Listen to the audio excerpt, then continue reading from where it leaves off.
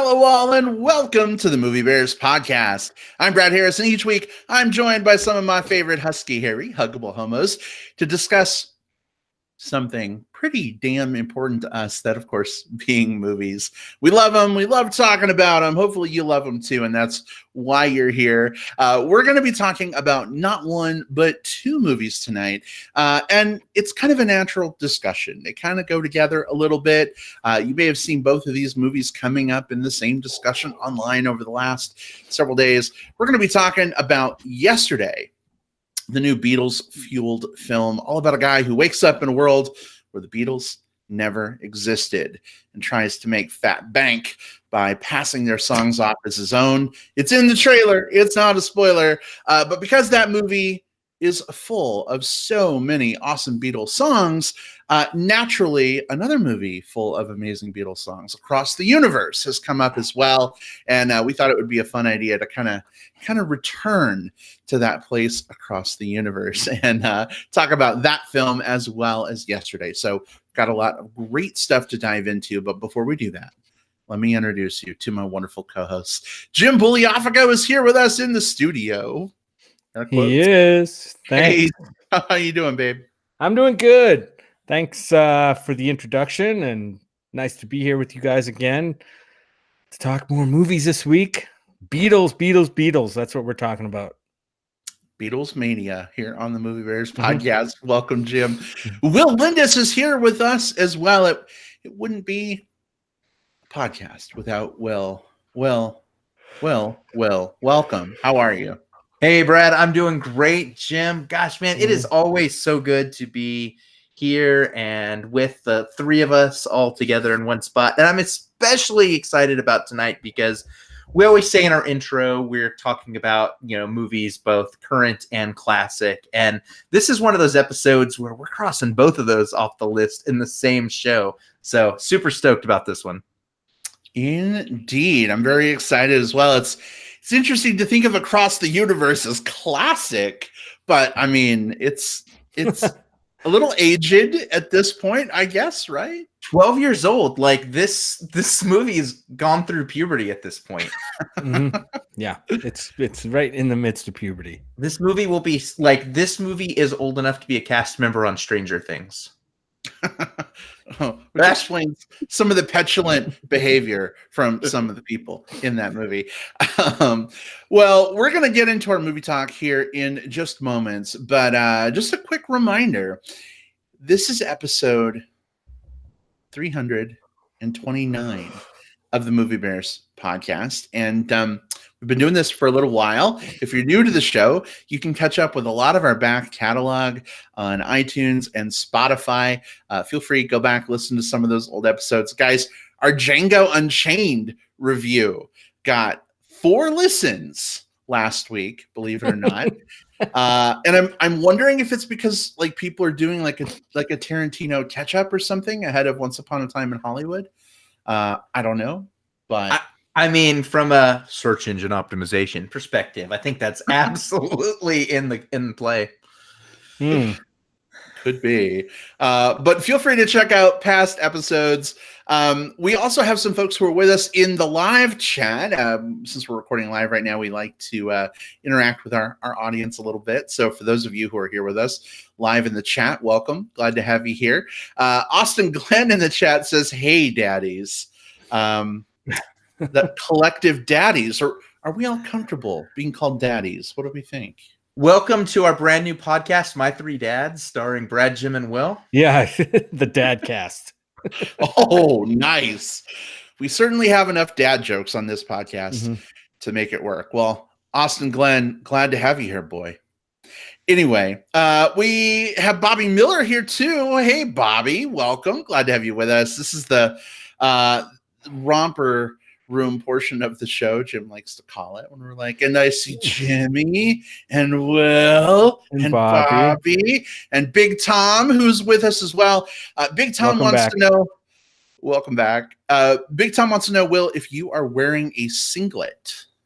I am not wearing a singlet, although, man, I might as well. No, it is. So this is the week of the 4th of July, Independence Day, and I realized I don't have much in the way of patriotic shirts and hats and stuff, but I do have my Captain America tank top. So it's America's tank top, Will. This is America's tank top, and you can't see America's ass on it, but I mean, it's there. Oh, very cool. Well, Big Tom, welcome back. Glad to have you with us as well. Guys, we got a whole lot to talk about. Are we ready to dive right in? Wait, should I change into my singlet real quick? Only if you change into your singlet on camera so we can see your whole body as you do it. Maybe that'll be for Movie Bears podcast after dark. Yeah. I mean, we've seen each other naked on the after portion of the show before. Why not the rest of you two? And everyone else is like, how do I subscribe to that feed? That's on an or alternate unsubscribe to that feed. I don't know. that's on an alternate streaming platform that is not YouTube. You have to go to our Patreon site for that. Yeah. Ooh, that's an idea. Anyway, all right. My goodness. All right. So just a couple things real quick. We're going to do Across the Universe first, and then we'll go into yesterday, only because certain elements of Across the Universe naturally are going to come up as we talk about yesterday. Just a quick warning. I mean, Across the Universe, Will mentioned, is as old as a petulant, almost teenager at this point. So it's entirely possible we may be spoiling that film if you haven't seen it yet. It's really good. We'll try not to go too crazy, but I mean, spoilers may happen. So just kind of be aware of that. When we get to our yesterday review, we will talk about the movie spoiler-free for probably 10 or 15 minutes. Then we'll lift the veil on spoilers, and we'll give you a fair warning before that happens, though, just so you know you're not caught off guard or something and you're scrambling to hit the pause button and you can't quite get there and we ruin your whole experience. We don't want to be those guys, so we'll protect you. Right. Not to worry. All right, well, let's do it then. Here we go. Our retrospective on Across the Universe. Love, love, love. All right. Will, I know that this is a movie that has, been part of your life, your formation as both a Beatles fan and a film fan. I figure it's only fitting you kind of give us a little bit of setup for this film. It may have been a hot minute since folks have seen it, or maybe they haven't seen it at all. What the fuck is Across the Universe? Across the Universe is must-see movie viewing is what it is. So Across the Universe came out in 2007. It was directed by Julie Taymor, who has a few things under her belt between like Frida and Titus and a few films like that. But I think Across the Universe is the one that obviously stands out the most to me. It is a Beatles-themed jukebox musical about a lot of things, but it's about a boy from Liverpool who comes across to America, meets an upper class American girl. The two develop feelings for each other. They also have to deal with the fact that the Vietnam War is happening in the background, that the the protests that come along with that war are happening in the background. Free love and psychedelics are all happening in this time. And what I love so much about this movie is it feels like a great snapshot of a certain era, but not presented as a factual narrative or biographical. It captures the feeling and it captures the emotion, and it intensifies those feelings to these crazy fever pitches. Everything in Across the Universe is done with an over-the-top style. There are fantasy sequences that are absolutely mind-boggling just in terms of how inventive and beautiful and sometimes disturbing they can be.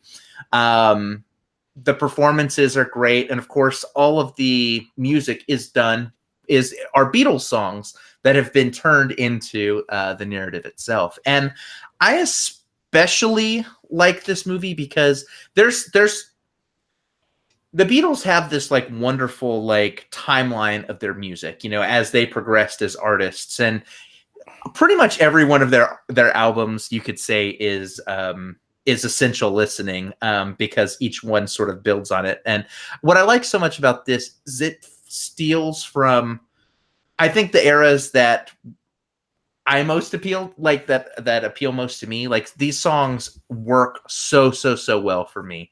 I love every single one of the songs in this movie, and I love how they're presented. Yeah, Across the Universe is an absolute banger of a movie. It's inventive, it's fun. Every single one of the actors steps up to the plate. Evan Rachel Wood and Jim Sturgis are the two leads, named Lucy and Jude. You can guess why if you know anything. How about that? Yeah, you know anything about Beatles music at all. But there's just so much to enjoy here.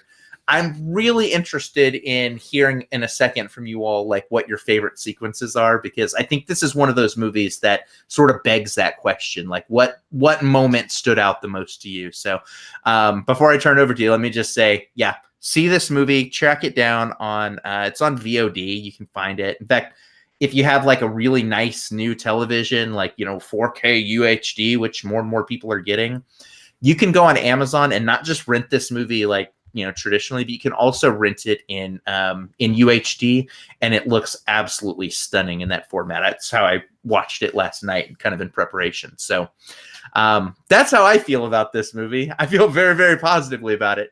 How about you? Do you love it? Yeah. Let's go to Jim on that next, because Jim, I think you had maybe seen pieces of this film before, or were aware of it, but when we watched it, it was kind of the first time you saw it in total, right? Right. And I know it's been a favorite of yours, Brad, for a long time. And I forget what happened the last time we said. I think you showed me this movie, or at least parts of it, a long time ago, like maybe 10 years ago when we first met. I think we may have seen some of it. Probably didn't have time to watch it all. And then finally got around to watching it all. And just this week in preparation for the show and for seeing yesterday. And I really appreciated, I don't think I fully appreciated really what it was doing or what it was trying to do. And I saw a lot of elements in there of other things that I had seen, like other movies and other stage musicals, even things like Rent. I think I think Rent maybe kind of borrows heavily from kind of some of the themes that are in Across the Universe. Or actually, I think Rent and Across the Universe came out around the same time, right? Or Across the Universe came out after the Rent stage musical was a thing, right? Yeah, because the Christopher Columbus movie was, it was probably around this time, plus or minus a few years, but it drew very heavily from the stage play. But I think that some of those themes that are definitely in line with one another. Yeah. Another one that it brought to mind was kind of a favorite of mine, musical called Hair, which had a lot of the same themes. It was set around the same time. It even had some of the same story beats where one of the characters, it's a young group of kind of friends living a bohemian lifestyle. And then one, you can kind of sense adulthood kind of, and the responsibilities of growing up and finding your way in life, kind of bearing down on this group and tearing them apart. And, one person has to go off to the Vietnam War, and, lovers come together and then go apart. And Hair is exactly that. But Hair was done probably in the late 70s, early 80s, when it was finally a movie, and it was a musical from the late 60s. So, but that one had all original music. This one was really a jukebox musical where they took a band's music, in this case, the Beatles, very prolific, right? So many, I don't know how many freaking songs they had, and kind of fit it into this narrative and made these little vignettes that all kind of string together into what I think comes together beautifully as like a story, basically a love story. I think this one really is. But yeah, I really enjoyed being able to sit down and watch the whole thing. I was impressed with the way it looked. I was impressed with some of the way the songs were covered in this one. And just it was good to see a jukebox musical brought to film in this way. And not many are done successfully, where they take like one band's music and another story, kind of marry them together, and you have this thing that's kind of, better than just the sum of its pieces. So I think that's what we got with Across the Universe. So Brad, I can see why you loved it so much. Well, I'm glad to hear that, there were elements that you liked as well. I'd be interested to maybe talk about some of the things that maybe didn't resonate as much for you, having seen this, I think, much later than Will and I did. And, I think your experience having, been on Earth longer than we have with the Beatles music, maybe that played a role too. I want to talk about some of those things, but real quick, let me just chime in with my thoughts. I love Across the Universe. Kind of an interesting story for me, though. Growing up, my parents were always listening to the Beatles music, and it got to the point where I was so sick of it, I didn't want to listen to the Beatles music like ever again. And then back in I don't know, 2008 or something, some friends were like, "Oh my God, Across the Universe, have you seen it?" And I'm like, "Nope, don't really care to." And they're like, "Well, guess what? It's your birthday. Here's a copy. Happy birthday." And I'm like, "Oh shit. I just got this DVD of this movie, and now I feel like I have to watch it because it was a birthday gift." And so I watched the movie, and you know what? I fell in love with the Beatles music all over again. And, I love my mom and dad, but it's okay to listen to other things sometimes, mom and dad. It totally turned me around on the Beatles music again. And Will, you mentioned the sequences earlier, and it's interesting for me because I think that's a big reason why that happened. Jim, you and I were kind of talking about this in the car the other day, but when I listen to some of these Beatles songs now, I'm seeing these sequences play out in my head. Even though I'm listening to the Beatles singing their original song, I'm seeing Jude and Lucy and Max in the bowling alley, with the Technicolor lights going on, and you know what I mean? And I think those resonant anchors, I don't know, just reconnected me. And this movie has just become part of my DNA. Whenever I hear a Beatles song now, I think about Across the Universe. So I think it's fantastic. I do have another quick funny story. If we're dads are all about telling stories, right? We were watching this movie the other day, and I kept looking at Lucy. And I'm like, God freaking, why does she look so familiar? I know I've seen this movie. What the fuck? I can't place her. And then I finally realized where. She gives this look at the, toward the end of the movie when her and Jude are fighting. And I'm like, oh, that's motherfucking Dolores from Westworld. And that made it all connect for me. And I was like, oh, that's why she looks so familiar. So that was kind of interesting to realize it was her. And I'm glad I put that together at the end of the movie because it had been 10 years since I've seen it.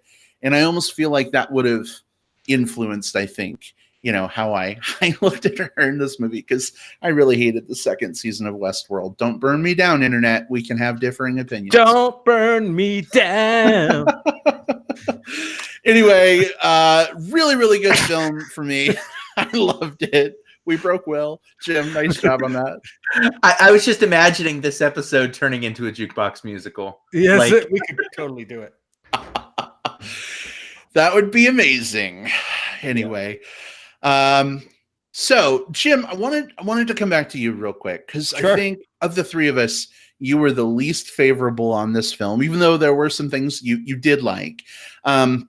We're big boys; we can take it. Yeah. I know you liked it, but what were some of the things that maybe didn't resonate for you with this movie? I don't know. Well, I mean, we're talking about some of the things that there were, because each song or each performance it's almost like a string of set pieces put together, right? And some of them I thought worked really well, and some of them I thought didn't work really well, and that may be because they haven't really aged very well. Like the "I Want to Hold Your Hand" stuff was kind of you even said it during the movie. He said, "Now remember, this came out before Glee." And I'm like, oh yeah, okay, I get it. I see why you had to say that, because it felt definitely that Glee probably borrowed a lot from that scene in this movie. But some of the stuff the Strawberry Fields one was great. I really love that toward the end of the movie. Most and also because I love that song of the Beatles, and I thought just for pure like out there-ness and visual like audacity, the I Want You, She's So Heavy stuff I thought was really kind of fucked up and kind of made the movie stand out for me. So yeah, so like I like those things, and like all together it was great, but I felt like I've seen the story before. I don't know if that makes sense. Like I mentioned Hair, like I've seen that exact story before done to different music. I don't know if this is obviously a more updated production than what I may have seen before. But there were a few other things that maybe didn't connect with me so much. And, the Eddie Izzard stuff, I didn't really dig the For the Benefit of Mr. Kite thing. And maybe that's the song, because I love the Sgt. Pepper stuff. I love the album. I don't know, that song just didn't. That song brought to life. I think they're trying to capture the psychedelicness and kind of what's the word I'm looking for? Surreal elements of that song. And that's tough to put on film, especially in live action. Animation, you might probably be able to pull that off a little bit better, but mileage may vary. What I don't like so much may be something that it's a particular favorite of yours, and something I really liked. You might say, that's too much. Well, I think that's fair, Jim. I mean, I'll be honest. For me, the benefit of being Mr. Kite, like is not a favorite part of the movie for me. That's probably the one sequence of the film that just didn't resonate with me. And I kind of like, when we were watching it the other day, it was so easy for me to just like tune out during that sequence. I was just like, oh, Eddie Izzard, Mr. Kite, hi phone, what's up, Facebook? But I know a lot of people who really love that sequence, and it's their favorite part of the film. And so I think just endemically, that's one of the cool things about this movie, even though I don't like that part. There's so many Beatles songs that are like someone's diehard fucking favorite Beatles song, and someone else is like, oh, fuck, that song's terrible. Like, I love the Beatles, but Jesus, you really listen to that song? I love that it can be so many things to so many different people. And I think this movie kind of does the same thing. Like, people latch on to different things. Will, was that particular sequence a good one for you? It's a decent one for me. When I think about the sequences that I absolutely love and the ones that don't do it as much for me, this one probably lands a little more in the middle. I think that it accomplishes exactly what it's supposed to. I'll also say that of the Beatles songs, it's not one that's traditionally one of my favorites to begin with. So I think that that's the big thing holding it back for me. It's just it's the weaker of the songs for my own tastes. I will agree, Jim. Like, I think that it's very fair to say that one of the faults of this movie is that it doesn't have a strong narrative. I will also say that I think that doesn't bother me, because I don't think that this movie is trying to necessarily be about a strong narrative. I think this is a movie that is about having these little set pieces, these little time capsule like feelings that you feel, and then moving on to the next one. And so you're going through the story almost like flipping through like a photo album, and just what each image like reminds you of a place and time and kind of what you felt in that. I feel like the songs, the way they were strung together, are sort of like that for me. But instead of for like a personal person, more for like an era. For me, though, the moment that absolutely killed it, and you mentioned it before, my favorite moment in this was the I Want You, She's So Heavy, the Max getting drafted sequence. It is the first. So up until that point, the songs and the set pieces have been more traditionally shot, in that there's certainly some of that staginess. Maybe some people will be walking in the background and singing. There's a little bit of light choreography, dancing, or whatever. But this is the first one where it really goes off the rails and just goes like, you know what? We're going to go fucking bonkers for the next 3 minutes with costumes. And elaborate dancing, and there's this moment where like the floors do like a slidey floor thing.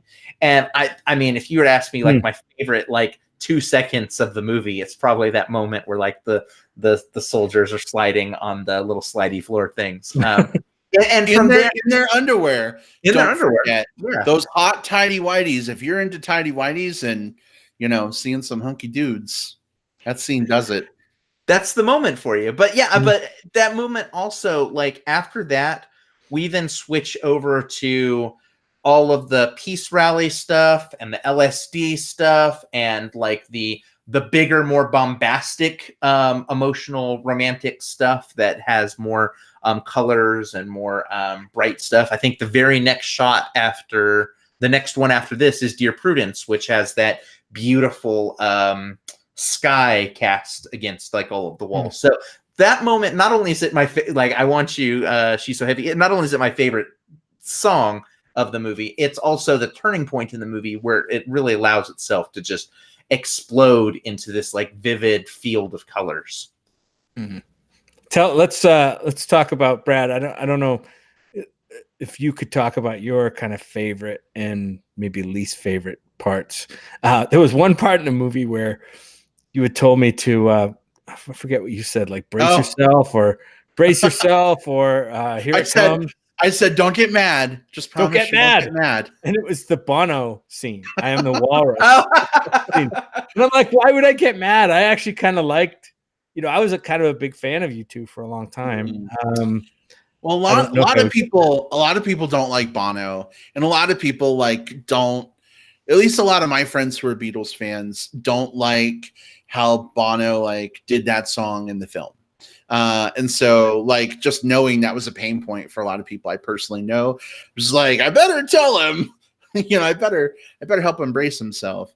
Yeah. It's an interesting choice to bring in, like the movie's kind of feels like a movie that kind of makes its own way, like organically, right? With, it's Jim Sturgis and, what's the lead there? Evan Rachel Wood. And there aren't a lot of big names in here. And then you drop in, Bono and Eddie Izzard. I don't even know how big Eddie Izzard was at that time, but you drop in Bono, who's like a huge international superstar in the middle. And it's kind of like, draws attention away from the film, right? And draws more attention onto, the casting of Bono, right? So kind of like the definition of stunt casting, I guess. It becomes that was Bono spectacle, right? Like, yeah, it really pulls you away from the main characters. I think they wanted the scene to be a spectacle, right? But they didn't want it to be a Bono spectacle, and that's what they got. Yeah. It's not my favorite sequence of the film, but I mean, it's fine. I think, okay, so my favorite sequences of the film, there are two. One I kind of mentioned earlier, and that's the bowling alley scene where they do I've Just Seen a Face. I've Seen a Face, yeah. I fucking love the choreography of that. I love the colors.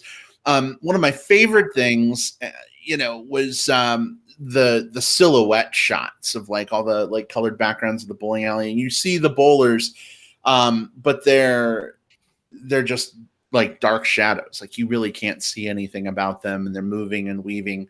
It's kind of magical. Also, my other favorite scene is Happiness is a Warm Gun. Yes. When Max is getting shot up with the pain meds, and even though, women are beautiful and I totally respect them, I'm just not into them sexually. All these like sexy nurses like shooting the guys up with pain meds, and they're like naked in the syringes. It's trippy and it's weird, but it's like edgy and fucked up. And I don't know, it doesn't seem like a scene that would typically resonate with me, but I really dug it. In fact, the moment for me that's most powerful there is like when the bed like flips up and now the guys are like standing and they get injected. Max like comes off the bed when the medicine kicks in, and like he just sings really loud at that point, like comes in. And like I didn't see the movie in 3D or anything, but for me, it was like he just like fucking pops out of the screen at you, and I thought that was incredible. Incredibly visceral in that moment. Yeah, because you're when you're looking at what's going on with him and why he's reacting the way he is. There's a lot going on in that scene. And I think that exact moment of it when he flies off the bed into your face, just he emotes so much in that moment. It's breathtaking. It almost makes go ahead, Jim. Oh, I was gonna say, go ahead, finish your thought, because I have another one I think I'm gonna follow. I was gonna say, and this is slightly away from the movie, but I mean it's not, do you think so everyone comes into this with their own, and the other movie we're going to talk about, with their own reaction to the Beatles, like everyone has, Brad's story of, I had to listen to them a bunch growing up, and so it colored the way I watched this until I was able to reacquaint myself with them. Or for me, it's just like we were not a Beatles household, so I didn't really. You hear songs just because you can't escape the Beatles, but I kind of actively tracked them down as a young adult just because I'm like I want to hear more of this stuff. I think everyone's going to come into it with different reactions. Do you have like a favorite song kind of before these movies? And did you happen to see that movie appear in either of these movies? The song, you mean? Yeah. I mean, I've listened to a lot of Beatles growing up. Probably one of my favorite songs is I have a really favorite song that's one of their early, short, more rock numbers called "I Feel Fine," more guitar driven. Yeah. I don't think that was in either of these movies, unfortunately. And that's okay with me. That's fine. It's not a particularly like, what's the word I'm looking for? Cinematic. It doesn't lend itself to a cinematic backdrop like these do. But I mentioned Strawberry Fields. It's one of my favorite songs. Eleanor Rigby factored in to I think both movies at some point in a way. That's the one with the socks, right? The socks. So, those darning socks. Those darn socks. Yeah. So I do have a bunch of favorite Beatles songs that, I grew up with the Beatles and listening to the Beatles, buying the records, watching them spin on the record player as I was listening to them. Right. And I was thinking the other day, like, and not to get too retro on you guys, but like, just the simple joys of like watching a record turn on a record table and watch the magic of music coming off of a disc of plastic is something that, is gone basically. Right. Now we just press buttons and the music appears. So, and that has a lot to do with the emotional connection to the music and some of these songs as well. Yeah. I wanted to circle back to the bowling alley scene, Brad, because you said it was the best. And I'm like, oh yeah, this is probably like my second favorite bowling alley scene in all time in movies. Whoa. Only second to the Big Lebowski's bowling alley bowling scene. If Will, I don't know if you remember that one. Oh yeah. That one's pretty fucked up and out there. And also to music, not by the Beatles, but to a song that was around the same era though, right? Yeah. So that's awesome that scene from across the universe has like entered that pantheon of bowling scenes. It evoked that scene for me. A lot of this bowling stuff evoked the Big Lebowski for me. This is good to think about, because there's going to come a time when we're at like MBP episode 763 when we're running out of topics, and a big tentpole bowling movie comes out.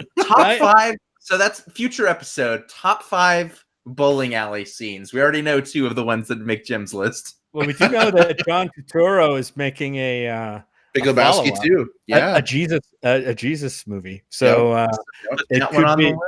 That'll be interesting. It could be interesting. Yeah. There will be blood. There's there will be bowling alley. So we got to do.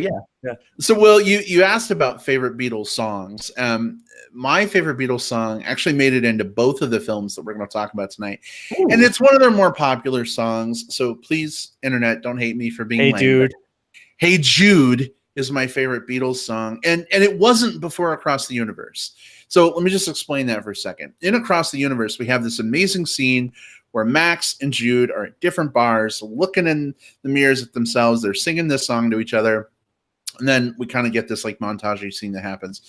And I don't know, like I'd heard Hey Jude like probably thousands of times before I saw the movie, but the context of what was happening in that movie with Jude and his friends and Lucy and everything else was just incredibly powerful. Like to this day, when I hear the Across the Universe version of Hey Jude, it makes me cry. Like I was crying on the couch the other day when we watched the movie.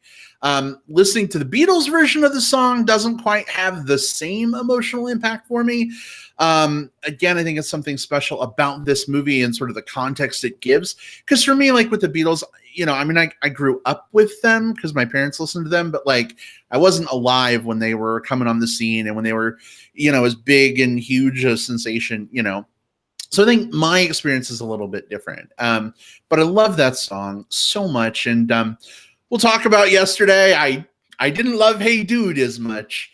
But still, I'm glad that people love songs like Hey Jude enough that they're in modern day films. And, you know, whether the movies are good or not, I love that people are being exposed to the Beatles music who maybe haven't heard it before. And maybe films like these are a stepping stone toward helping them discover something new they love.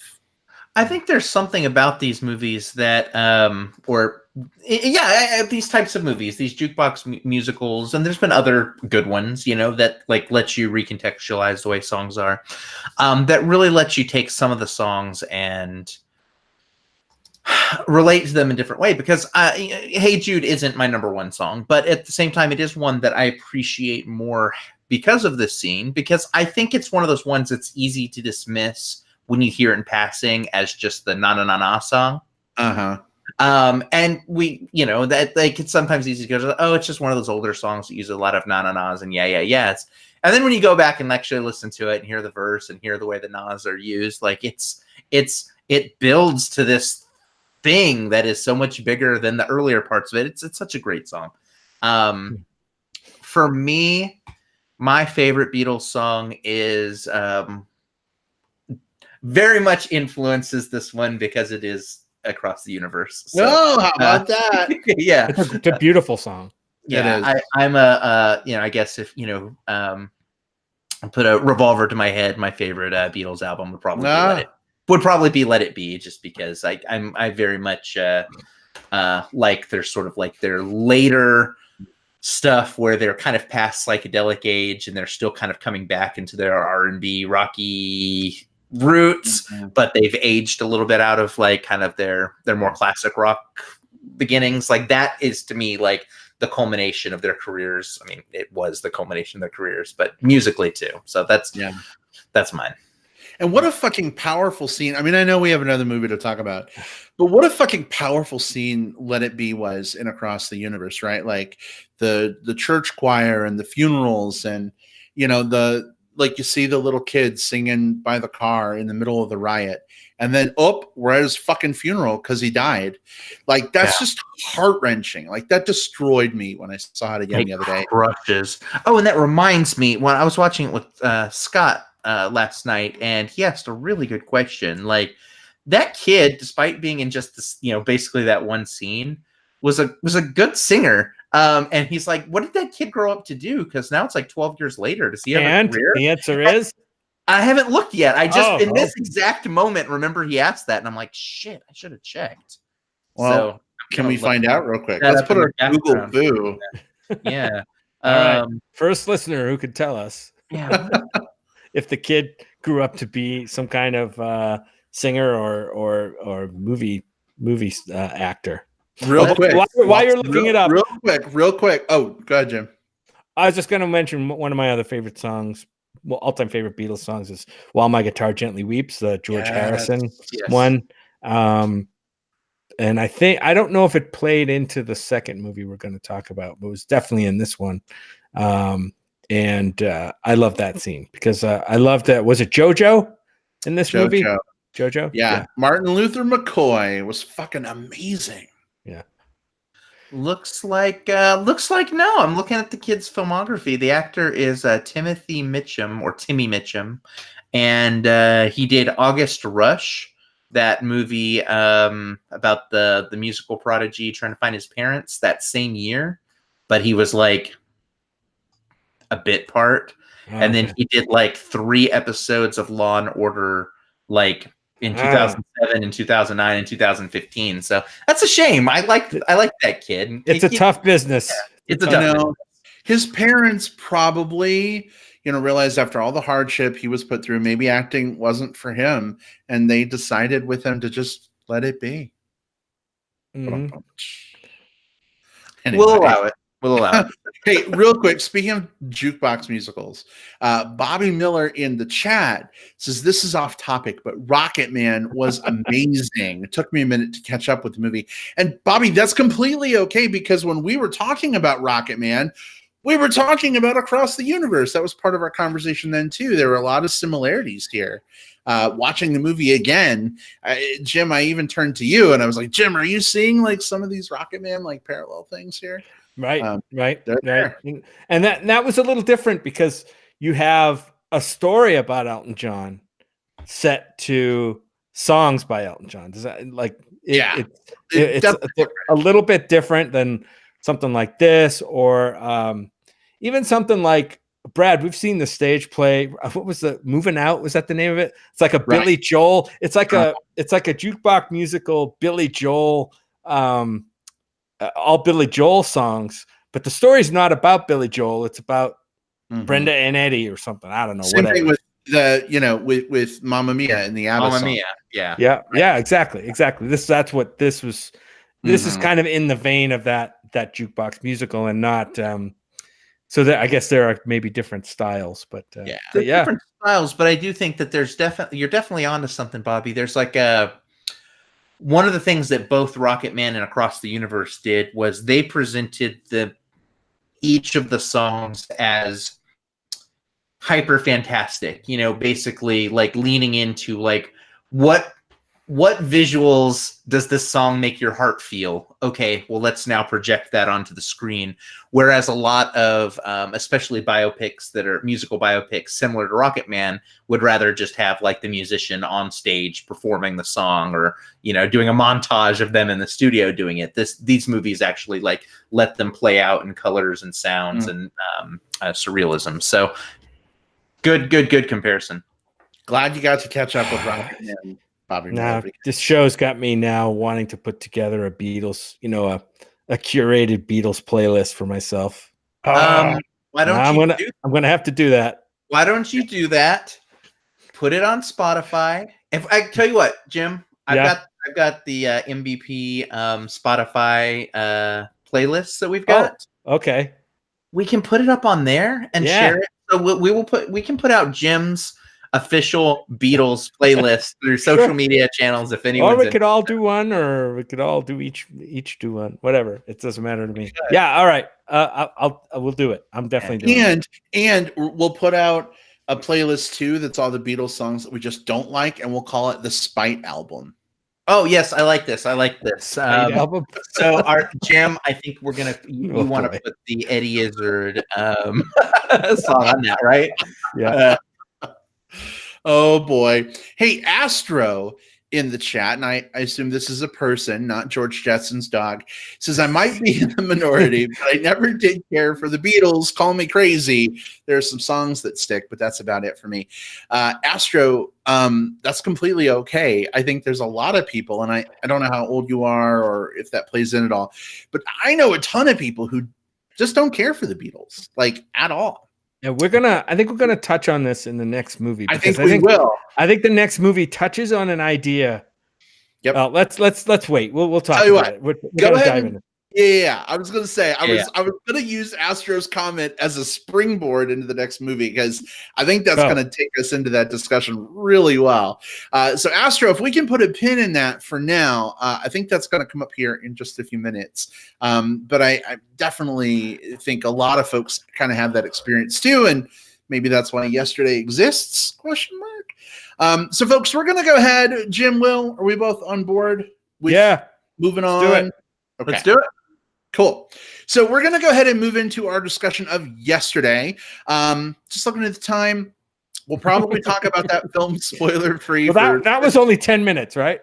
Yeah, for about 10 minutes or so. And then we'll give you a fair warning before we go to spoilers, of course. All right. But we're going to do it right now. Here we go. Our spoiler free portion of the discussion of yesterday.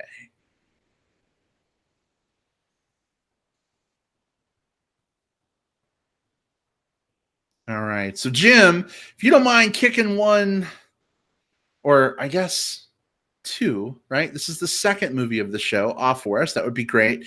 And if you just want to continue with that thought that you started with, even if you want that to be a throughput of your intro, feel free. But tell us a little bit about yesterday. Sure. I'll read the synopsis for those who haven't seen the trailer, and I won't spoil anything, of course, that's not in the trailer. But a struggling musician named Jack Malik realizes he's the only person on Earth who can remember the Beatles after waking up in an alternate timeline where they never existed. So we've got this movie directed by Danny Boyle of Slumdog Millionaire, and help me out, Will. I don't have all of them here. Did he do Sunshine or? Let's see. So Danny Boyle's big one, of course, is going to be like the Train Spotting stuff. And gosh, what else did he do? He did 28 Days Later. He did not do the sequel. He did Slumdog. He did.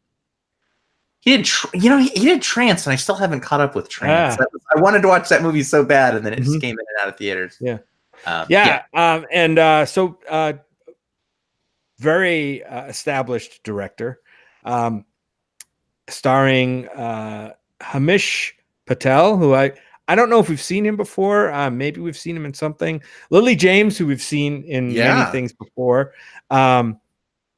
So basically, Himesh Patel plays Jack Malik, who is the guy he's just a kind of musician with a guitar, singing his songs, kind of his folk rocky songs to at country fairs and stuff.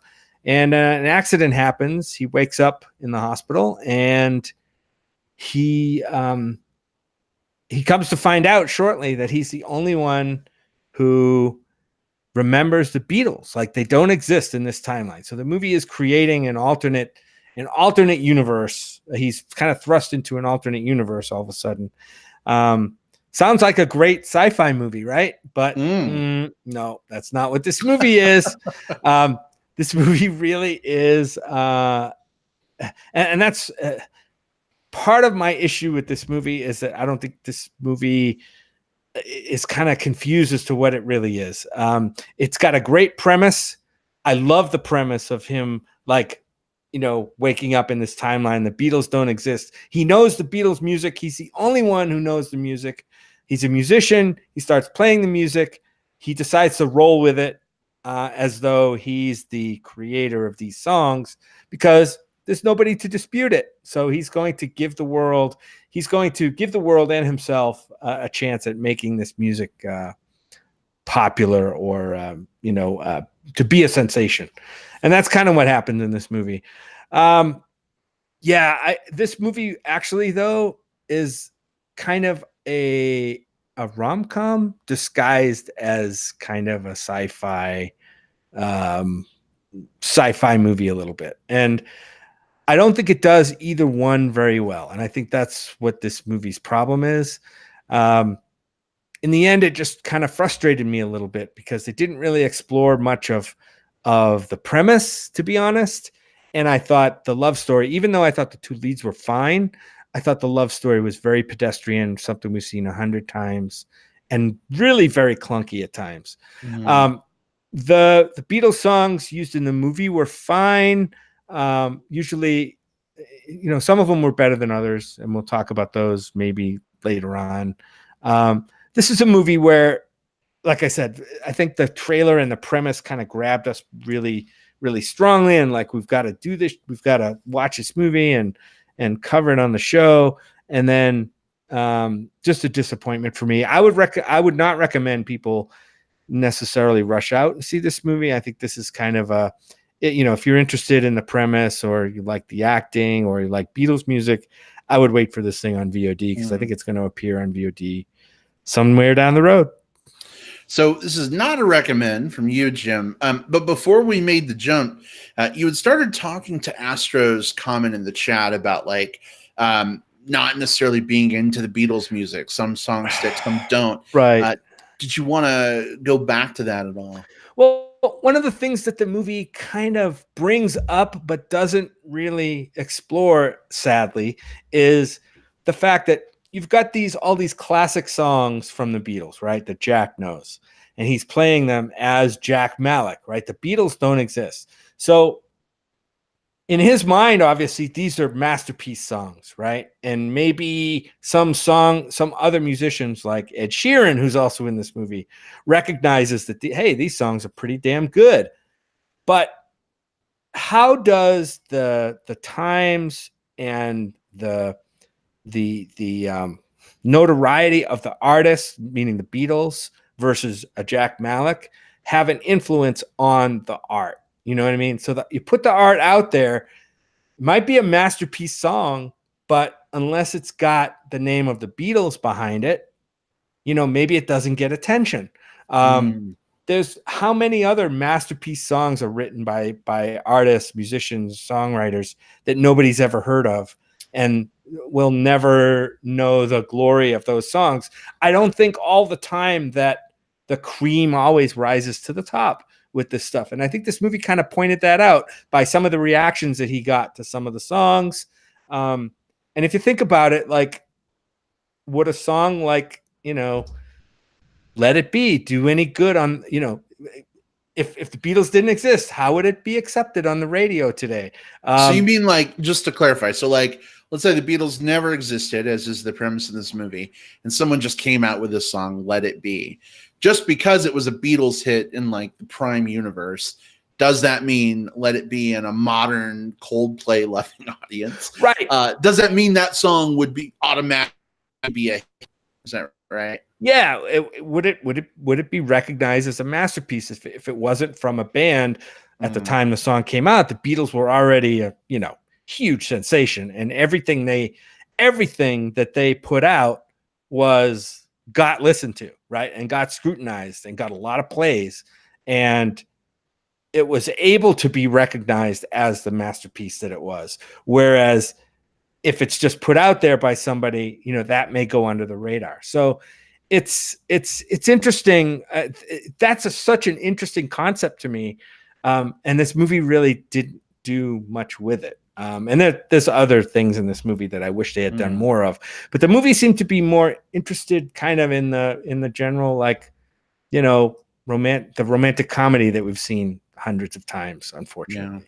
Yeah. And to follow up, Astro in the chat says that's true, Jim. Sometimes it's not just the song, it's the whole package that ends up making it big, right? And so, I mean, mileage absolutely can vary. Exposure, it's part of it. Kind of what's going on at the time, that the music, that the art is put out there in the world. So, yeah, just thought that was kind of interesting. Yeah, it's interesting because I think when you look at the Beatles, the songwriting is obviously a part of what made them them, but at the same time, it's not the only thing. I mean, this is a band that benefited very strongly from being out ahead of the British invasion, and that got them a ton of notoriety. And then after that, they were able to stay in the limelight by being a band that was willing enough to change their formula album to album while also maintaining some of the same elements, while being a set of 4 recognizable heartthrobs, all of which, you think about it, they're also kind of an early boy band in a lot of ways. You've got the fact that, especially as they evolved, they were both culture and counterculture at the exact same time, which gave them a massive amount of broad appeal. So could a song like this be popular just plucked out of time and dropped today? Sure. We see songs every so often that have like a retro throwback feel, maybe something that feels like a swing song or something, whatever, that becomes popular. But a lot of times those become more like gimmick places on the top 40. Like they may be like a number one hit, but if the next few songs all sound like something from 50 years ago, it's not going to continue to draw an audience, especially from an Ed Sheeran loving crowd. Now, we're going to talk about Ed Sheeran. Yeah. Real quick, though, Will, to your point, Big Tom says it would only be a hit if Taylor Swift sang it. That's the only way. Yeah, I mean, well, that's what I'm getting at. Like, if Taylor Swift puts something out that's really good, it has more of a chance of becoming, something bigger than some schmuck, in his guitar at, a county fair in, London or something. Well, you get like, an artist can put out a song and it be successful. But again, like the premise of this one, I guess I can kind of launch into kind of where I feel about the movie. But an artist can put out, it isn't going to be able to immediately turn every single one of their songs into, I mean, in this movie, the dude had like 40 number one hits, I guess, or something like that. I don't know. Post-its, right? Something, yeah. I'm probably a little more positive on this movie than you are. I'm not massively positive on it, though, for some reasons. So the screenwriter for this was Richard Curtis, this is the guy that wrote the screenplay for this, did Love Actually. He did Four Weddings and a Funeral. He did About Time. He did Bridget Jones's Diary. He did Notting Hill. Like, so this screenwriter, that's where his sweet spot is in the romantic comedy stuff. And I think that no matter what the premise was, or Danny Boyle's direction, or what the trailers wanted you to make you think, like, it was never going to be able to escape from that. And that's unfortunate, because this is a very, very exciting premise. I was very much drawn into the premise. It reminds me a little bit of a movie from 2009, 2010 called The Invention of Lying. A Ricky Gervais movie about like an alternate world where nobody's ever heard of lying before, and one guy starts spinning the truth, and it spins off into all these weird things that happens. Like, what would that world be like, and what would happen when that chaos and calamity starts happening? I wanted to see more of that here, and you see bits and pieces of it. There's a couple of gags that they throw in. One, especially at Oasis's expense, that I think really show just what this movie could have been if it had played more into that, I guess, the sci-fi premise, or more of the, like, let's get weird with it. But it puts that on the shelf for a long stretch of the movie and just lets like the Beatles music be a backdrop to this other story, which I'm not necessarily opposed to on paper, but I'm opposed to it here in practice, because this could have even been a good rom-com too, but it wasn't. That's the thing. Like, if like the romantic comedy elements of it weren't good enough to justify the switch.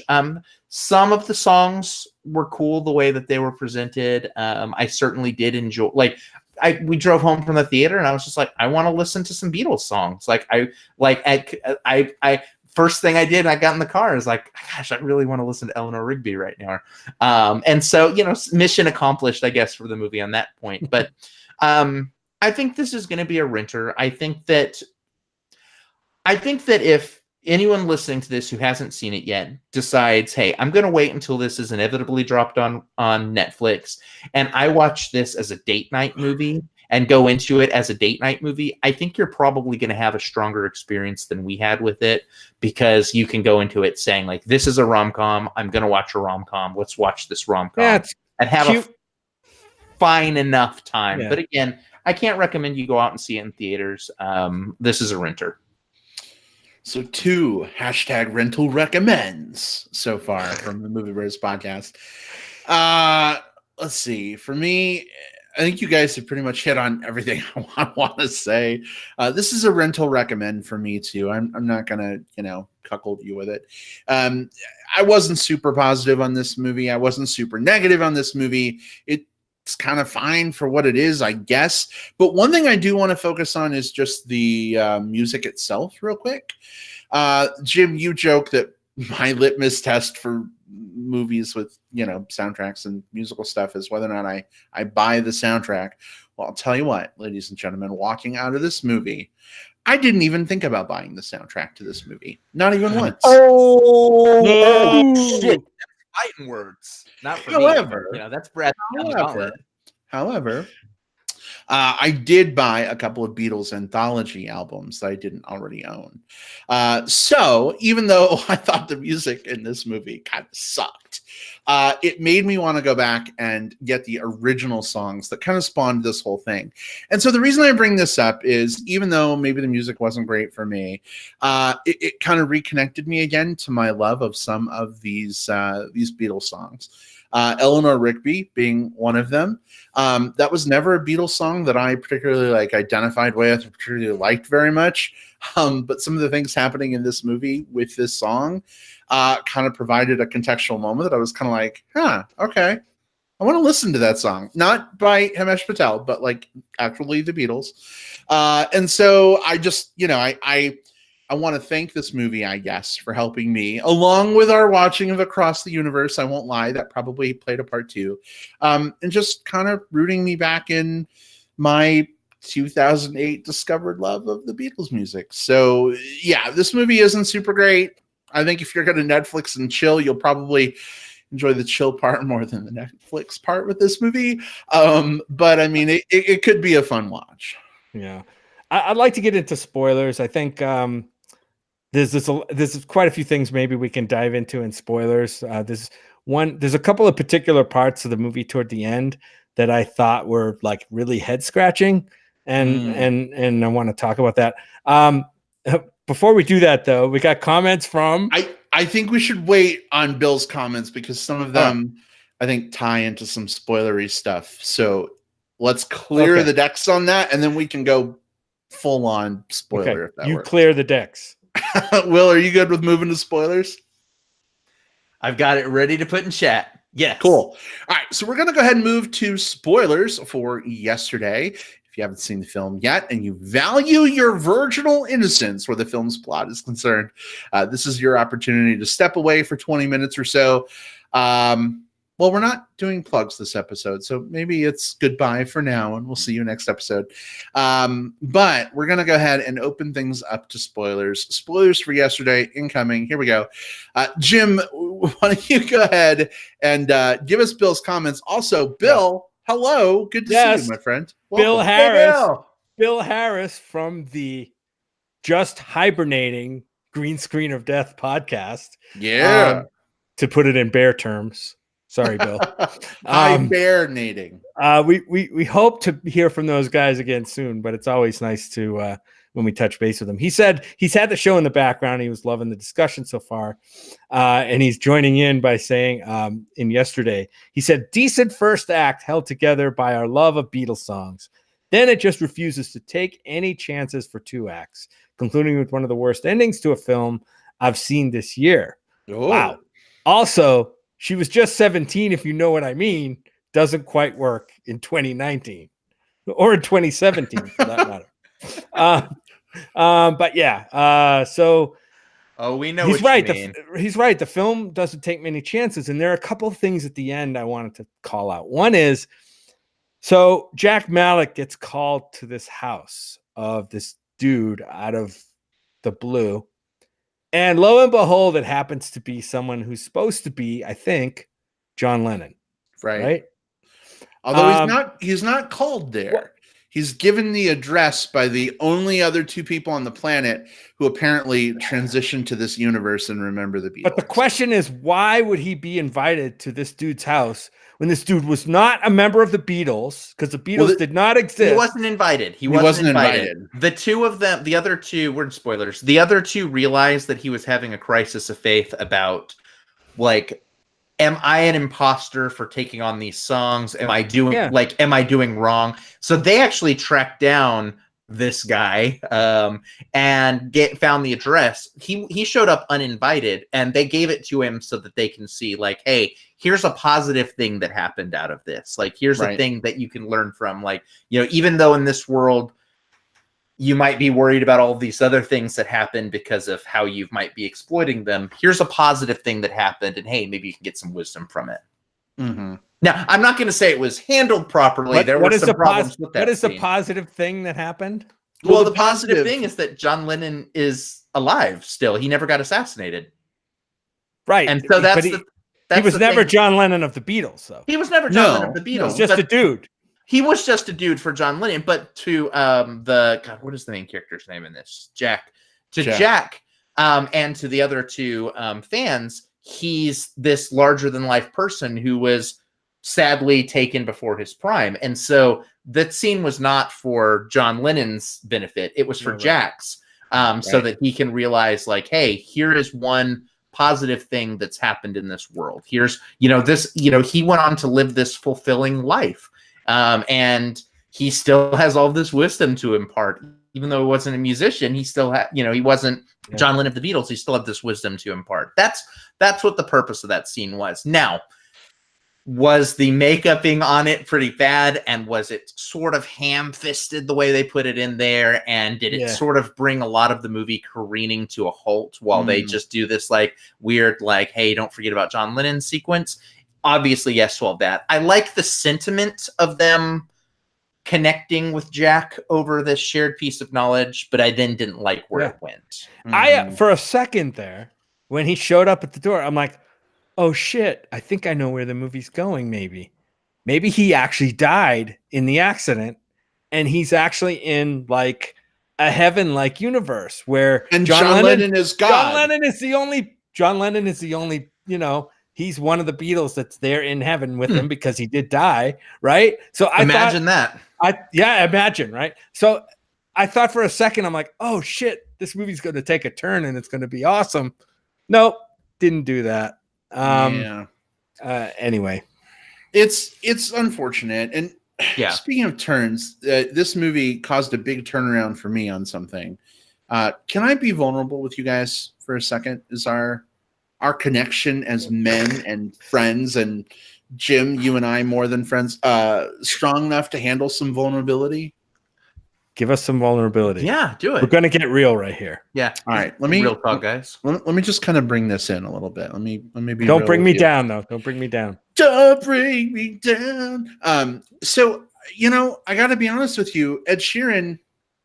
I really don't know much about Ed Sheeran. I don't think I've ever heard a single one of Ed Sheeran's songs that I know of, and the only exposure I've had to Ed Sheeran was like 2 seconds on Game of Thrones when he was singing something and people got really mad, and I didn't understand why. He's so like going into this film, I knew Ed Sheeran was going to be part of it. I'm like, whatever. Like, I don't really know the guy. Guys, I fucking like loathe the Ed Sheeran character in this movie. Like, what a fuckwad. I don't know if that's Ed Sheeran in real life. You know, but like this movie, like it's so hard for me not to actually hate Ed Sheeran in real life because of how he was portrayed in this film. I'm struggling. So here's what I give the movie credit for this character. I don't know what the real world kind of like Ed Sheeran backlash is all about, because like you, Brad, I just don't know. But I give the movie props for making him a pompous ass in this movie, right? And I thought he pulled it off. I kind of liked he was an asshole character, but I kind of liked the movie did that, and he had the balls enough to go on there and make, you know, play against maybe against type, or play along with the type that he's cast as. I kind of, I mean, yeah, he was a jerk, but I kind of liked his portrayal of the jerk. And again, I don't bring anything into that. I don't bring any hate and Ed Sheeran hate into the movie with this, and I don't bring any out. But if there is such a backlash against him, I give the movie props for being able to put him in that role. I'm gonna both compliment and insult him at the same time, because I don't think that he did necessarily like his acting wasn't that good in this movie, but I do think that he played a douchey version of himself. Like they intentionally made some things like his own song as the ringtone and just the way he was acting. And he played into that, and he allowed himself to play into calls the guy out for it says, let's have a songwriting showdown. It's like in Harold and Kumar when Neil Patrick Harris plays Neil Patrick Harris, but he plays this like drug-addled coke fiend, sex fiend version of himself. Like, it's fun to see actors sort of play weird versions of that. Ed Sheeran's an interesting dude, and he's probably the perfect dude to sort of like be like the, you know, we're talking about what a Beatles song might sound like in like 2019 pop culture. Ed Sheeran's a fascinating case because he is like a generic white guy with a guitar type musician who has somehow also become one of the, like, you know, top male pop stars icons in the world. And so he both has like these thoughtful-ish like folk things with the ability to just put out like a club track. And he's this doofy looking little like guy with glasses. Doofy little ginger. He's a fascinating human being from that perspective. And so I liked him as the bridge for like, what does getting a Beatles song on Top 40 play in 2019 sound like? It probably sounds like something Ed Sheeran would do, realistically. I do definitely want to agree with like all of the, like the going back to Bill's point about the very first part of the movie had promise. I think it really did. I think the setup is really good. I think that's when you start to get some of like the, I think the kind of the pre-crash stuff is kind of neat. Guy trying to stumble around with his music and see, you know, if he can make it big, and it's not working super well. Guy has accident. Guy realizes he's in this new world, and guy starts to figure out ways to take advantage of that. I think that's really cool. I think that's fun. I think there's a lot that worked in that first third of the movie. But man, it all just slams to a halt when we kept doing this will they, won't they with the Ellie, the Lily James character. Okay, and I like the fact that all of a sudden these two people show up in the movie, right? And they're, you know, they bring an element of intrigue into the premise, right? They're kind of leaning into the premise, like, oh shit, he's not the only guy who remembers the Beatles. Somehow, some way, we don't know how at all, that these two people also remember the Beatles music, and they're gonna fucking, like, they're gonna expose him, they're gonna take him down. But no, they don't. They're like, hey man, we love the Beatles too. We're so glad you're playing their music. You know, and trying to be famous off their music. It was a very weird turn for me. Like, it's almost like the movie did not want to explore its own premise. It just kind of wanted to roll with the good time. I think it's the issue that I have with Jack as a character in this film. Like, I don't like him. I think he's a dishonest person. I think he is opportunistic, and yeah, he's desperate, and yeah, he's frustrated as an artist, but like, I think this movie almost doesn't want you to like look too deeply at the character of like the male lead of this film, because we're supposed to be happy that he ends up with Ellie and that he does the right thing. Like, good fucking on you. But like, I don't know. I think this movie like chopped its own balls off by not having those two people like trying to expose him. It made it too touchy-feely. And I also think, how fascinating would it be to explore why there are two more people who remember the Beatles, like two more people from the Prime timeline or Prime universe or whatever. Jim, you mentioned this being part sci-fi in a way. I mean, well, it could have been. Yes, The premise is a sci-fi premise. Like, the movie's not a sci-fi movie. Right. I'm not saying I want them to go into, well, we must have crossed the hyperdimensional barrier due to bariatric static pressure and the whatever, but like Doctor Who shows up. But like, I just think if they were going to include two people from his universe, either have it be them presenting a real threat to him, like, what are the stakes in this movie, really? What force is he up against? Nothing. He didn't even ask them. He didn't even ask them, like, hey, What is it about us that, I don't know, just weird. It's a sci-fi fantasy premise with rom-com stakes. And that's the thing. Like, it does have stakes, but they're not the ones that the movie presents. Like, the stakes are, will they, won't they? That's the classic, like, rom-com stake, like, will the people connect? Will they not? Etc. But the inclusion of those two characters was a huge, huge, huge problem for me, because they do have this like menace. They're lurking in the background, and you think that they're going to create some sort of obstacle outside of the will they, won't they. That's the way the movie presents them. But then when they do show up and just give him kind of random affirmation and then just kind of fuck off to the background to dance together, like, it robs the movie of a lot of the like escalation that it was heading towards. It gave the character no real hurdles to go over aside from, will he get the girl who is already head over heels in love with him and has been since the beginning of the movie. I would even say that's a bit of a bad stake from a rom-com perspective. Normally it's about trying to win the person over. In this case, it's just deciding to be with the person that already wants to be with you. And again, that can be a compelling story, but they did not make it a compelling story here. I didn't like those two characters once we saw them.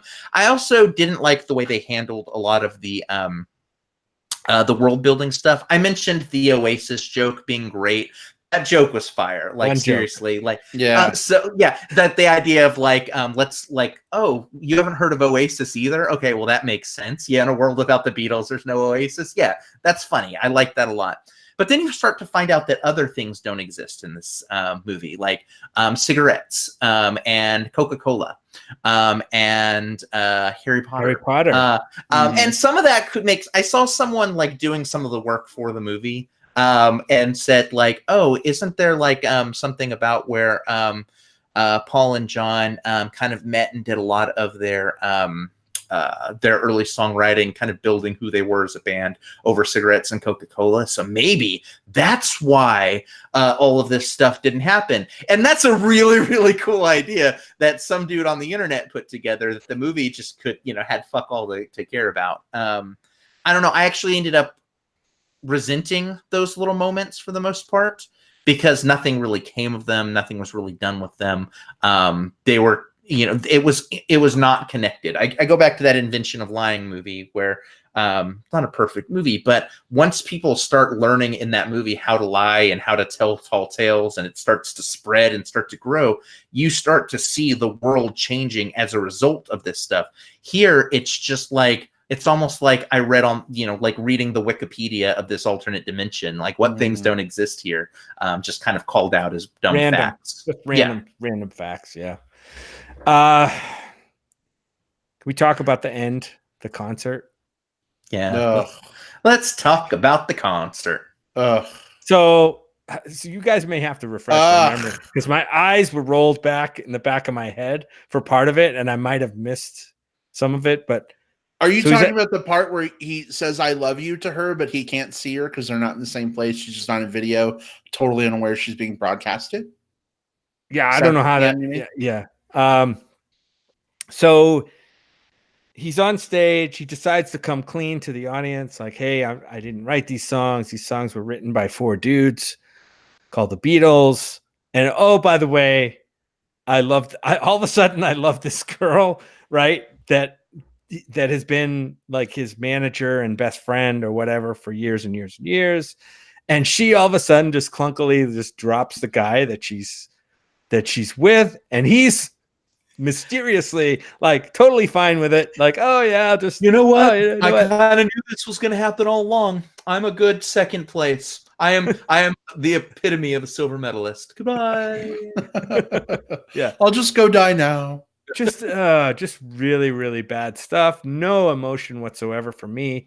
And I don't know whether that's because I didn't feel the chemistry between these two. And I think the movie just kind of almost didn't want us to feel chemistry between these two. That never really built anything.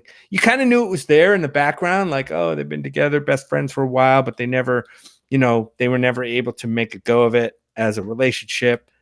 Too bad for them, but at least, hey, they're good friends, right? They're going to be good friends for a long time. And then, at the end, No, the whole movie was about him, pledging his love for this, for his best friend girl, and happily ever after. Yeah, it's a problem because so there's this thing in romantic comedies called the grand gesture. It's the moment at the end of the movie where the protagonist does that big moment to express their love and to overcome whatever fuckery they had been doing that had been their own self-sabotaging. That's the moment where they come clean about how they had been lying about their own feelings, or how they're secretly a poor person who is pretending to be a rich person, but they love you anyway. Whatever, like, the weird rom-com moment is.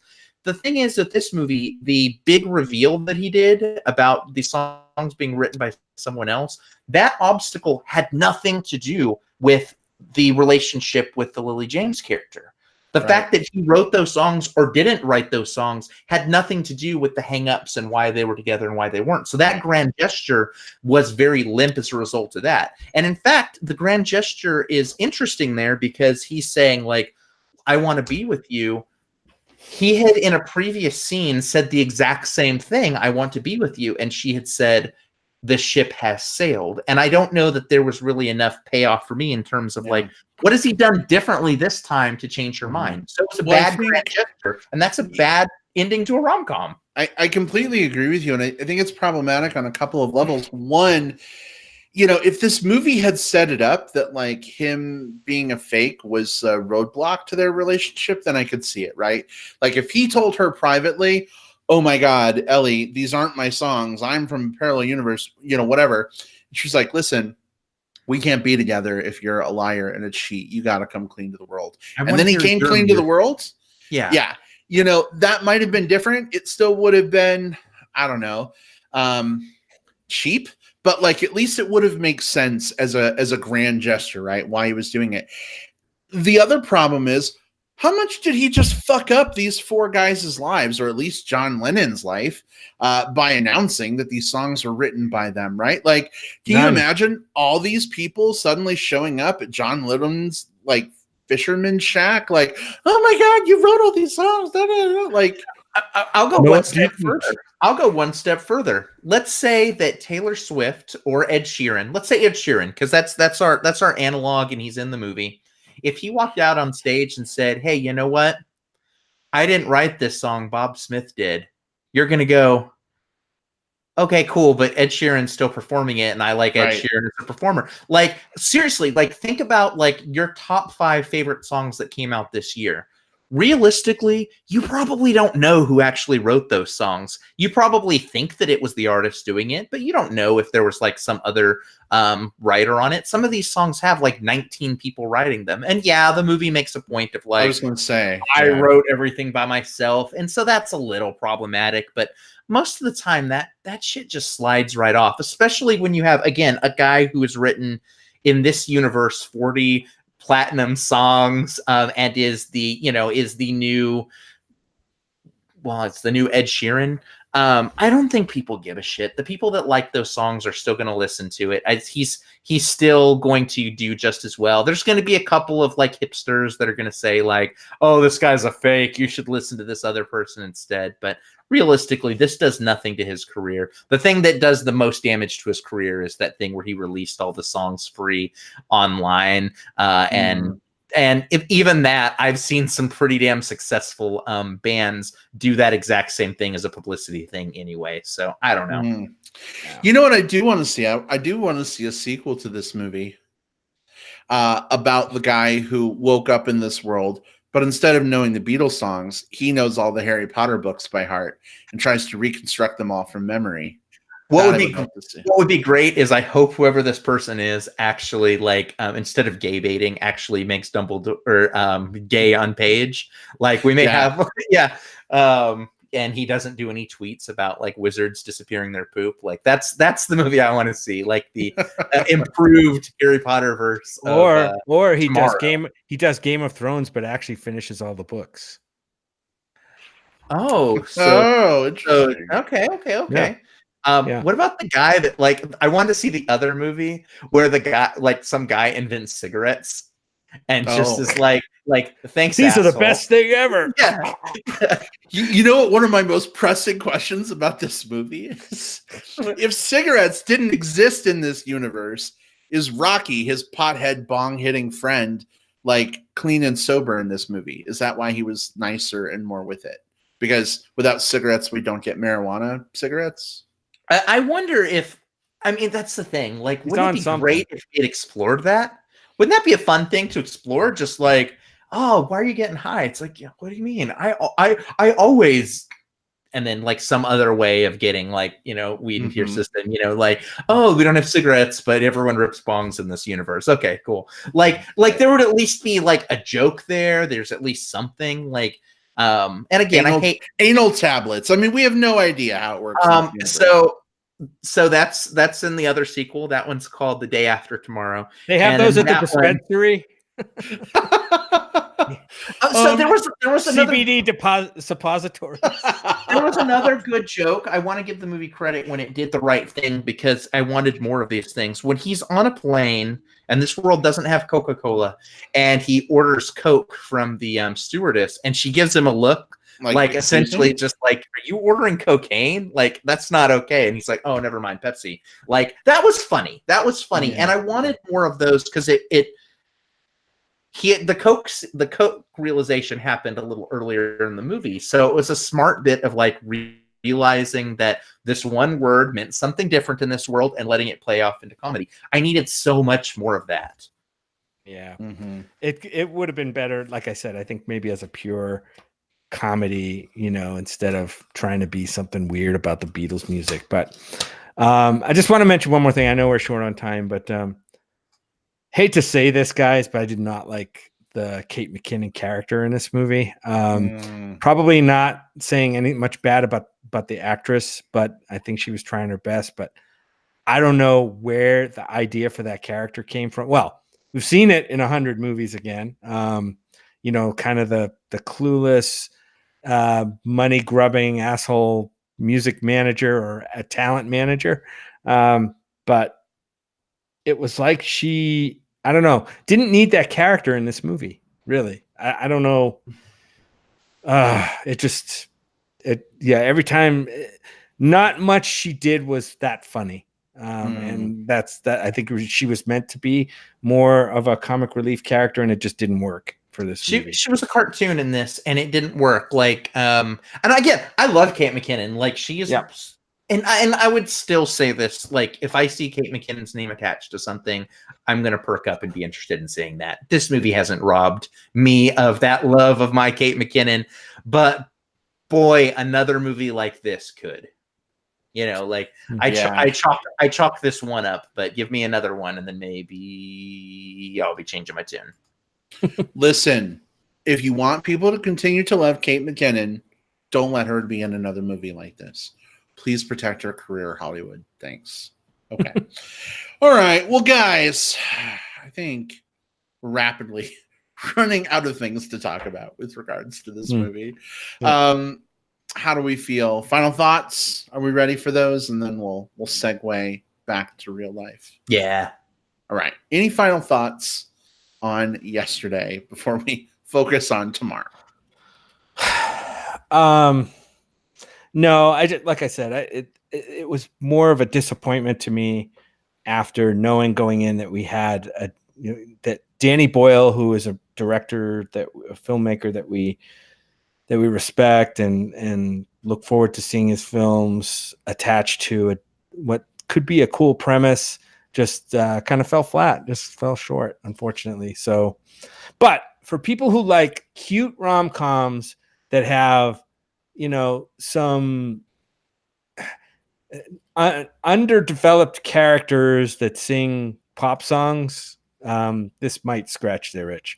I mean, look at every weekend I'm on Twitter, I'm on Facebook, and friends are loving some movies out there. And if this is your jam, like, you should go see this. Yeah, definitely agree. I mean, I've been pretty harsh on the movie, and probably even a little harsher than my overall like star rating or whatever of the movie would be. Like, you know, this movie is, I mean, at its best, it's probably inoffensive. There's but it does squander its premise. And I think that's a huge, huge, huge sin for me. But stripping all of that aside and just looking at some of the other elements, the more rom-com elements, while it doesn't nail them, there's so many better examples of this genre of movie out there. There's some fun to be had in some of the moments, and there's obviously some fun to be had with the Beatles music itself. I think that's going to be the drawing point for anyone. You know, do you love the Beatles? You probably do. Most people do. You're going to be able to hear some songs that you liked kind of presented in a slightly different light. So again, fun for renting. Like, you'll have an okay enough time with it. Just temper those expectations super heavily, because otherwise you might not be getting the movie that you're hoping for. Yep, completely agree with you. I mean, if you want a movie where like these beloved Beatles songs served as, you know, cardboard cutout scenery for a movie to take place in front of, I mean, I guess, okay, it's fine. But if you want a love story where the Beatles songs are wonderful and magical and serve as like a DNA throughput, just go watch Across the Universe. I think you'll have a better experience. Right. Yeah. That's my take. So, all right. Well, yesterday, we're sorry that, you know, it wasn't a better experience. Some other folks are chiming in the chat. James says, sounds like this movie is A Star is Born after the Thanos snap. It's missing a lot. James is a big fan of analogies and metaphor. That's a great one, because you're right. I think some key elements just weren't here or were here but differently, and it was just kind of a misfire for us. But that said, you may still like it, so make your own damn choices. Anyway, so we are going to go ahead and move to the end of the show here. No plugs this week, but for next week, got a big show coming for you. Spider-Man Far From Home. Guys, we're returning to Marvel movies. Are you ready? No. We got 2 weeks without one. Yeah, I am. I mean, I've enjoyed all of them to date, so there's no, you know, it would be surprising if this next one doesn't do it for me. So yeah, I'm on board. I'm ready. All right. Well, we'll see how things shake out with this movie. We're going to be seeing it while we're at Bigger Vegas with some friends, I think. Jim, there was some talk from our crazy fun Canadian guys about putting together a screening while we're there. So maybe we'll get a big group of guys to go. And I think last time we were there, we went to the Marvel Universe. We did experience in Vegas. So that's where I got to hold Captain America's shield. Might as well hold the tradition. Okay, Brad, we get it. You've got euphemisms. It's America's shield. Hey, quick question in the chat before we let folks know where they can find us online. Bill Harris, thank you so much for joining us. It was a real pleasure and an honor, my friend. We love you and Adrian, and definitely anxiously awaiting that next episode of Green Screen of Death. Astro has a question in the chat. He says, is there a way, or it could be a she, I don't want to assume, but Astro asks, is there a way to know what movies you guys are going to watch and review? Will, as the person who handles our Facebook, and Jim as the person who handles our Twitter, how can people like Astro tune in to what comes next?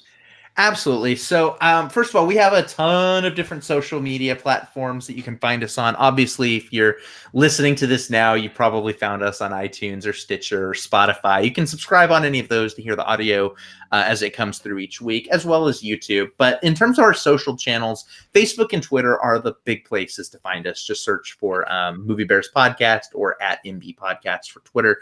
And we try to post news about things that we have coming up, as well as any schedule changes. If we have to bump a movie from, you know, our normal review is every Tuesday, but if we're going to do it on a Wednesday because, you know, we're humans and schedules get in the way, that's a great place to find out. The other place is we often tend to preview what's going to happen in the next episode at the end of the previous episode, sort of like an Easter egg or a kind of a thing. Brad will usually say exactly what he said here with the Far From Home coming up. So And that said, there's sometimes where we don't know until it's like right around the weekend. We kind of go into the weekend going like, man, there's like 3 of these movies. Let's figure out which one of these is on deck for us this week. So we try to announce when we can, but sometimes it's just going to be going wrong, just going along for the ride. Yeah, watch our Twitter feed. I think maybe this question has kind of prompted me into an idea of maybe putting a tweet out at some point during the week, especially in those cases where we have decided what movie we're going to do next. Like next week, we're going to do Spider-Man: Far From Home. We could definitely put something out with the night that we're going to be on, when we're going to be recording live, and kind of the time that we'll be around. So unless things change, I think it might be a good idea to send something out. So thanks for the idea, Astro. Yeah. And Astro says, I am a guy, and my name is Anthony. Good boy, Astro. Anthony, so good to meet you. And thanks so much for listening to the show tonight, being part of our live stream. I hope you find us on social media. Eric snuck in here too toward the end of the show. Eric, so good to see you. Glad to have you with us. Big thank you to everyone who was hanging out with us in the live chat tonight. Big Tom, Bill Harris, Bobby Miller, James. Always great doing the show with you guys. That's really how we look at it. People who tune into the live stream when you can, no pressure, right? But it's kind of like we're getting to do the show with you. So thanks for being part of the magic. And for those of you who aren't able to tune into the live stream on YouTube, you may be catching up with us on iTunes or Spotify. We'd still love to hear from you too. So you as well, not you two, because Bono is problematic. Although Bono, I mean, if you want to tweet us, you can. But feel free to drop some comments on YouTube, Facebook, Twitter, whatever, and be part of the conversation. Guys, last thing we're going to do, if folks want to chat movies with us between now and our Far From Home review next week, Jim, where can people interact with you online? Well, besides our Movie Bears podcast Twitter, you can find me on Twitter also at JJP Out West. That's all one word, JJP Out West. And you can also interact with me on my Facebook page at Jim Pugliafico, my name. All right. Excellent. Will, how about you? Hey, yeah, you can find me on Twitter. I'm at Whatever Cove. You can find me on Facebook. Just look for William Lindis. Send me a message first, just so I know who you are and how you found me. I'm not in the Witness to Protection program, I promise. You can also find me on letterboxd.com, where I rate and review movies. And I've started a new list there if anyone wants to follow along. It's the Big Gay Movie Club, where every week it's a personal project I'm doing through the course of the rest of the year, where I just watch an LGBTQ film every week of the year. And I've got a rolling list. So if anyone wants to catch up on queer cinema with me, you can follow along with what I'm watching there. All right. Excellent. And you can find me on Twitter at iBradPro, or on Facebook, just search for Brad Harris. I'm the one that probably has some friends in common with you already, given the niche of our show. Also, you can, find us on Growler. I guess some people have found the show through Growler recently, but please just make it clear that you're not a sex bot from overseas meant to spam us, because that's happening a lot on Growler these days. Unless you are a sex bot from overseas who has really good opinions on modern and classic cinema. If so, find us on Growler, random sex bot.